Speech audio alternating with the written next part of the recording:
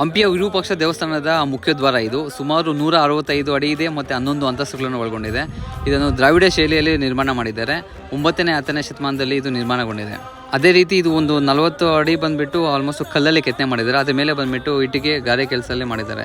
ಕೆಲವೊಂದು ಭಿತ್ತಿ ಚಿತ್ರಗಳನ್ನು ಬಿಡಿಸಿದ್ದಾರೆ. ಎಡಗಡೆಯಿಂದ ನೋಡ್ಕೋಬೇಕಾದ್ರೆ ಮೊದಲನೇದು ಬಂದುಬಿಟ್ಟು ಶ್ರೀ ವಿಷ್ಣು, ಪಕ್ಕದಲ್ಲಿ ಶ್ರೀದೇವಿ ಭೂದೇವಿ, ಅದರ ಪಕ್ಕ ಬಂದುಬಿಟ್ಟು ಕೃಷ್ಣ, ಸತ್ಯಭಾಮೆ, ರುಕ್ಮಿಣಿ, ಮತ್ತು ಅದರ ಪಕ್ಕದಲ್ಲಿ ಬಂದುಬಿಟ್ಟು ಶಿವ, ಪಾರ್ವತಿ, ಬಸವಣ್ಣ, ಅದಾದಮೇಲೆ ಗಣೇಶ ಮತ್ತು ದ್ವಾರಪಾಲಕರು ನಂದ, ಸುನಂದ.